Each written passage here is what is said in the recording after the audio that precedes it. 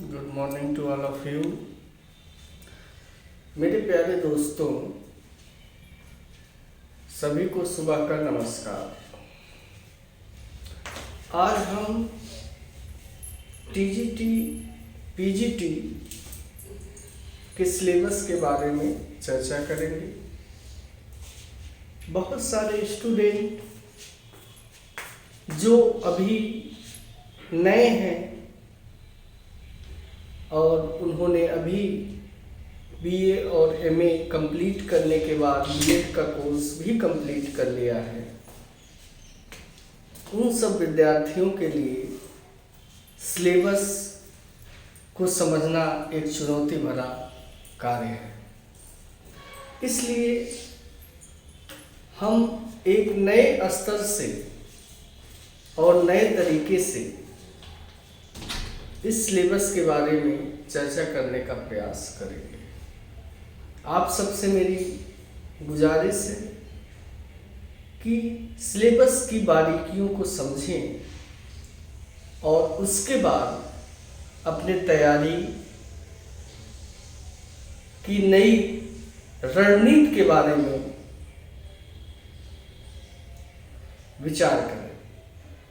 हम हर एक स्टेप पे आपको एक मार्गदर्शन का काम करेंगे। जितने भी विद्यार्थी हमारे साथ जुड़ेंगे ऑनलाइन क्लास में, वे सब बहुत ही कंसंट्रेशन के साथ इस वीडियो को, जो हम आज एक के बाद एक चर्चा करने का प्रयास करेंगे, वो आप बहुत ध्यान से सुनेंगे। मेरा जो आज का टॉपिक है UP TGT and PGT syllabus. आप UP TGT and PGT syllabus में दो पार्ट में डिवाइड किया है। कितने पार्ट में? दो पार्ट। एक पार्ट लैंग्वेज का होता है और दूसरा पार्ट लिटरेचर का होता है। लैंग्वेज में कौन कौन सी चीजें आएंगी, किस किस प्रकार के टॉपिक उसमें इंक्लूड होंगे, यह विद्यार्थियों को जो अभी नए हैं, जो अभी एग्ज़ाम दे के आए हैं, उन सबको बहुत परेशानियों का सामना करना पड़ता है। क्योंकि बीए के कोर्स और एमए के कोर्स से हटके हमें कॉम्पिटिटिव एग्ज़ाम को कैसे देना है, हमें कंपटीशन में कैसे पार्टिसिपेट करना है और कंपटीशन में नेचर ऑफ क्वेश्चन कैसे रहेगा, इन सब चीज़ों में आपस में विवाद का कारण उत्पन्न होता है कि टीजीटी का सिलेबस क्या है, पीजीटी का सिलेबस क्या है, और हमने जो अभी तक एग्ज़ाम दिया है अपनी डिग्री लेने के लिए, उसका सिलेबस क्या था। उस सिलेबस में हमारे पास नेचर ऑफ क्वेश्चन कैसा था, कैसे डिग्री लेने के लिए एग्जाम में क्वेश्चन पूछे जाते थे, लेकिन आज कॉम्पिटिटिव एग्जाम में अगर क्वेश्चन पूछना है तो उसका फॉर्मेट क्या है। आप जानते हैं कि जब तक इन सब चीज़ों को आप ध्यानपूर्वक और अच्छी तरीके से एक समझ नहीं विकसित करेंगे, तब तक आप परेशानियों में अपने आप को डुबोए रहेंगे। इसलिए हम सबसे पहले टीजीटी सिलेबस की चर्चा करेंगे। टीजीटी सिलेबस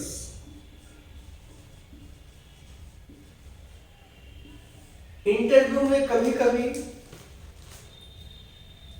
जो इंटरव्यू ले रहे होते हैं वो कभी कभी टीजीटी का फुल फॉर्म पूछ लेते हैं। एक बार ऐसा हुआ कि 2 या 3 विद्यार्थी आपस में चर्चा कर रहे थे, लेकिन उन्हें टीजीटी का फुल फॉर्म में कंफ्यूजन था। अभी वो नए एमए और बीए कोर्स कंप्लीट करके आए थे और टीजीटी का उन्हें इंटरव्यू देना था और उन्हें टीजीटी के फुल फॉर्म में कंफ्यूजन था। तो उन्होंने क्या कहा trained graduate test, it is wrong. यह जो है पूरी तरीके से गलत है। टीजीटी का फुल फॉर्म होता है trained graduate teacher. Trend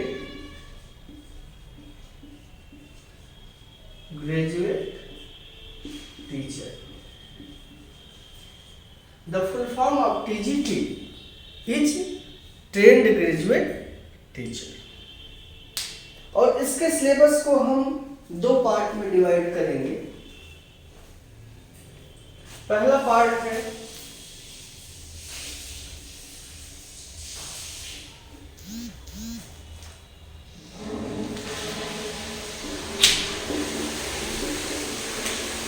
language. First part किसका है? लैंग्वेज। लैंग्वेज में किस किस प्रकार के क्वेश्चन एग्जाम में पूछे जाते हैं, यह आपको ध्यान देने की आवश्यकता है। यह आपको ध्यान देने की आवश्यकता है।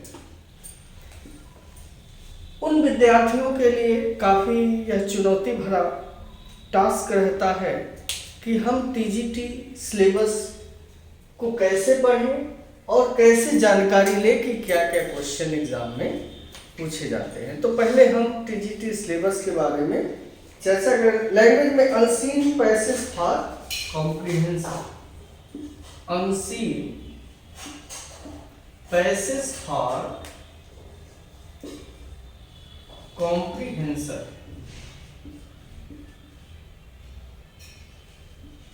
Unseen passage for comprehension. आपने जब हाई स्कूल और इंटर की परीक्षा दी होगी, उस समय आपने अनसीन पैसेज को अच्छी तरीके से पढ़ा होगा। और यही same to same unseen passage TGT और पीजीटी के एग्जाम में पूछे जाते हैं। कैसे हम इसे सॉल्व करें, किस मेथड से हम इसे सॉल्व करें। विद्यार्थियों के दिमाग में इस प्रकार की विचारधारा हमेशा संघर्ष करती नजर आती है। तो सेकंड है पार्ट्स ऑफ स्पीच। सेकंड है parts of speech. Part of speech भी आपने हाई स्कूल और इंटर की किताबों से आपने पढ़ा होगा। आप उस दौर को याद करिए कि जब आपको noun, pronoun, conjunction, interjection, preposition, इस प्रकार की चीजों के बारे में चर्चा। और यही same to same syllabus TGT और पीजीटी के एग्जाम में पूछा जाता है। आपको बहुत कठिन लगता है कि टीजीटी, पीजीटी या नौकरी पाना बहुत कठिन है, लेकिन अगर आप सही रणनीति के साथ अपने आप को मजबूत करने का प्रयास हर टॉपिक पे करेंगे, तो आपके लिए किसी प्रकार की समस्या का शिकार नहीं होना पड़ेगा। अगला टॉपिक है स्पेलिंग।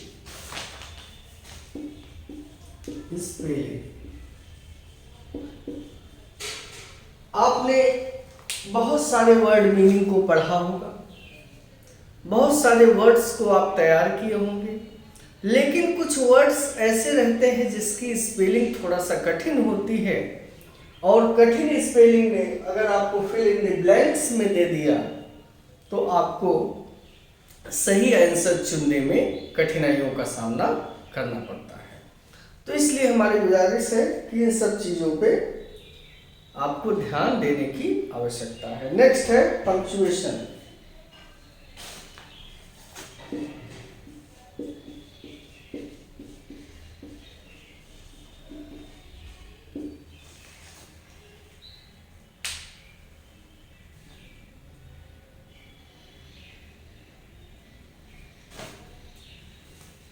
नेक्स्ट है पंक्चुएशन।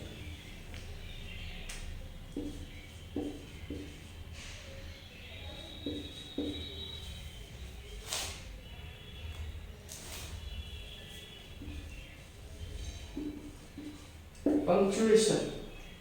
आपने देखा होगा कि बहुत सारे विद्यार्थी जब अपनी पढ़ाई शुरू करने का प्रयास करते हैं तो सेंटेंस विभिन्न प्रकार से आप बनाने का प्रयास करते हैं, लेकिन पंक्चुएशन कि कहाँ इनवर्टेड कामा लगेगा, कहाँ कामा लगेगा, कहाँ कैपिटल लेटर लिखा जाएगा, कहाँ स्मॉल लेटर लिखा जाएगा, इन सब में आप पूरी तरीके से कंफ्यूज रहते हैं।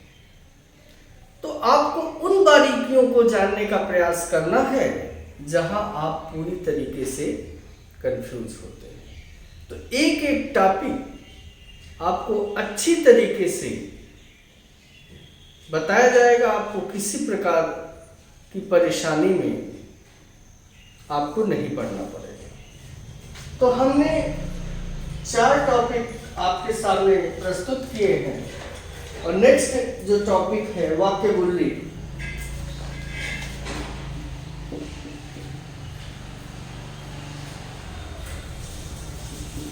नेक्स्ट टॉपिक हमारा है वाक्यबुल्ली, ओकैब जिसे हम बोलते हैं।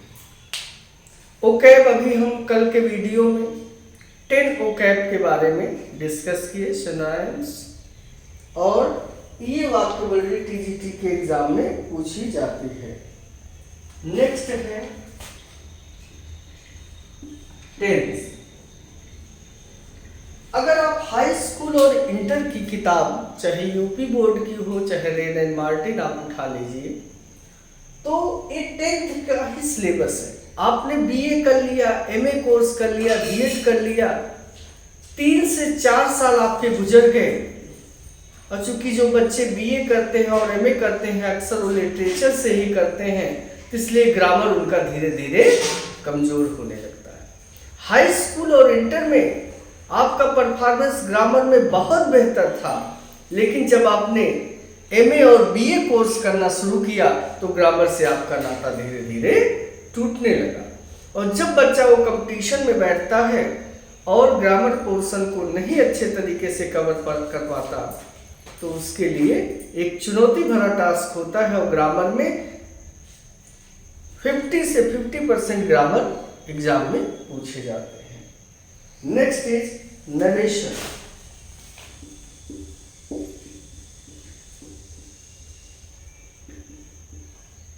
अब हम नरेशन की अगर मीनिंग समझाने का प्रयास करें आपको कि व्हाट इज नरेशन।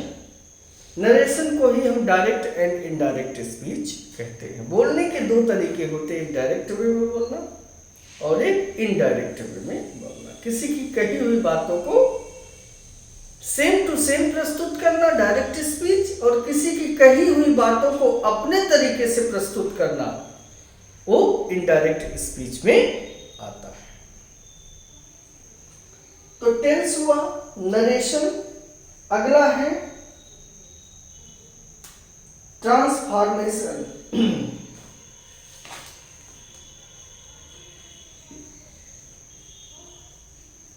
यूजेस। और नेक्स्ट है ट्रांसफॉर्मेशन।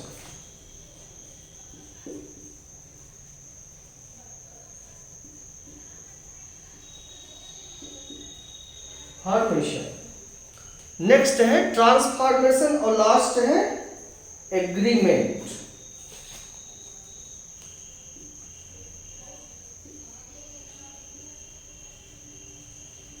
एग्रीमेंट।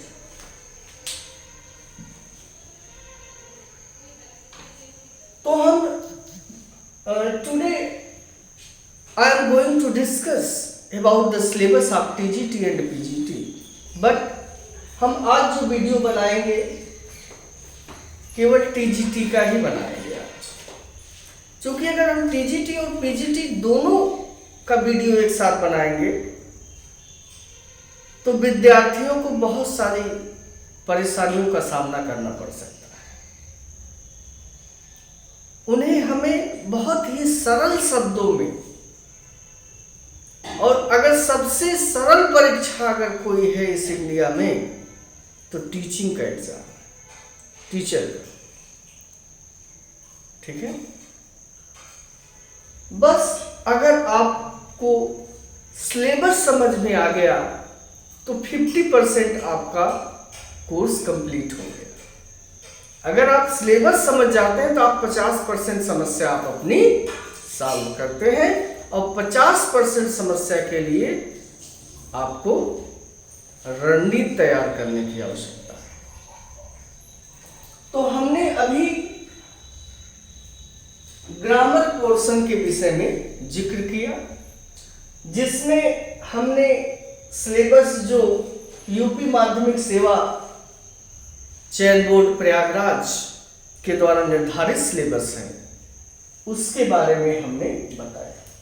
हम एक बार फिर रिपीट करने जा रहे हैं कि जो हमने लैंग्वेज के सिलेबस को बताया है।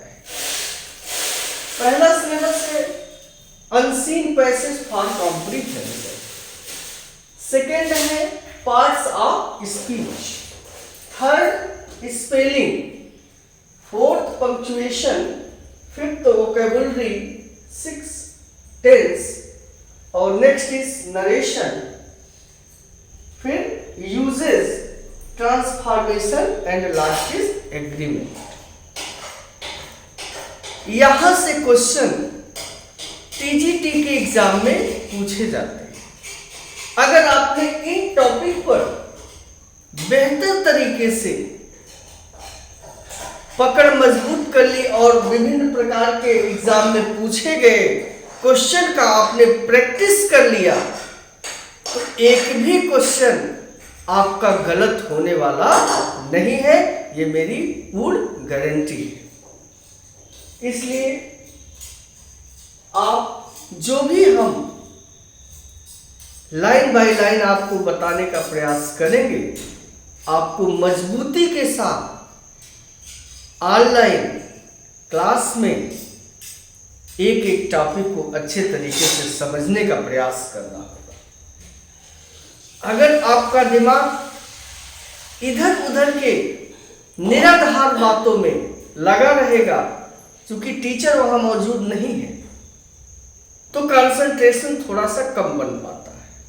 अगर टीचर वहां मौजूद नहीं है तो कंसंट्रेशन थोड़ा कम बन पाता है।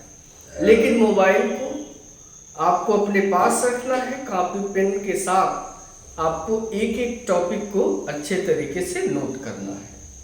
ठीक है, तो हमने आपको बताया ये सिलेबस टीजीटी का लैंग्वेज का सिलेबस है। It is syllabus of language. I will teach not only English language but Hindi, bilingual teaching. If you are interested to get the knowledge or improve the speaking skill, then both sections I shall teach to you, English and Hindi version both.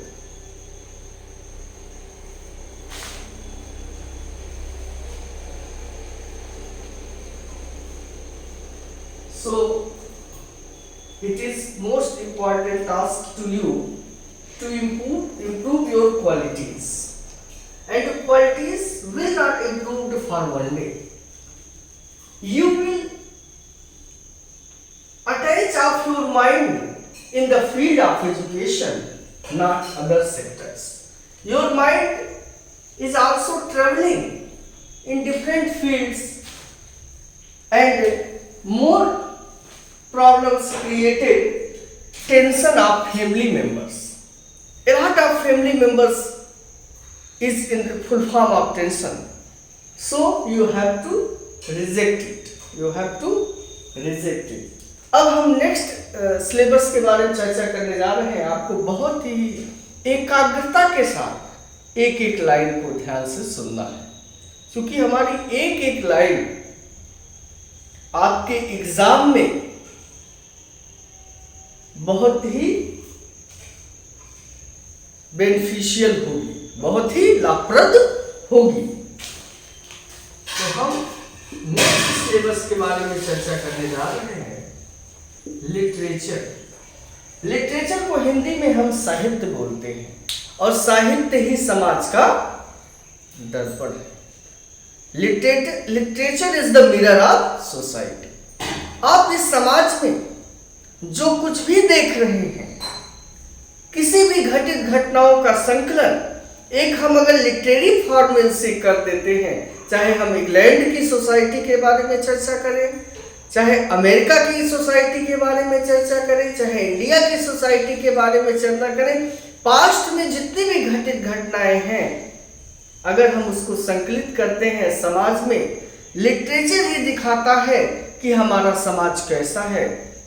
इसीलिए literature को कहा गया है कि literature is the mirror of society. साहित्य समाज का दर्पण। साहित्य क्या है? समाज का दर्पण। तो लिटरेचर में यूपी माध्यमिक शिक्षा सेवा चयन बोर्ड प्रयागराज के द्वारा जो सिलेबस निर्धारित किया गया है, हम उन सिलेबस को एक एक बिंदु को ध्यान में रखते हुए आपको डिस्कस करने का प्रयास करेंगे। आज तक के इतिहास में जितने भी क्वेश्चन टीजीटी और पीजीटी के पूछे गए हैं, कहीं भी अगर आपको किसी भी प्रकार की परेशानी होगी तो आप डायरेक्ट फोन कॉल से, या एक ग्रुप हम और क्रिएट करने जा रहे हैं, शाम तक आपको क्रिएट हो जाएगा ग्रुप डिस्कशन ग्रुप, ठीक है। उस डिस्कशन ग्रुप में केवल वो कैंडिडेट मैसेज करेंगे जो पूरी तरीके से ऑनलाइन वीडियो जब प्राप्त कर लेंगे, और जब वीडियो आप देख लेंगे उसमें किसी प्रकार की अगर वीडियो में आपको समस्या आ रही है या कोई लाइन ऐसी है जो समझ में नहीं आ रही है, तो आप उस लाइन को एक कॉपी पे नोट करके या आप टाइप करके आप मैसेज सेंड कर सकते हैं, और 1 बाय 1 सेक्शन आपको अच्छे तरीके से कंप्लीट करने का प्रयास किया जाएगा। बस आपको इन चुनौतियों को ध्यान में रखते हुए अपने आप को मजबूत करने का प्रयास करना होगा। तो हम लिटरेचर के बारे में बताने जा रहे हैं, authors and work. Authors and works. Literature में बहुत ही लिमिटेड ऑथर के बारे में लिखा गया, और इस लिमिटेड ऑथर के कुछ वर्क्स भी हैं। इस लिमिटेड ऑथर के कुछ वर्क्स भी हैं। पहला ऑथर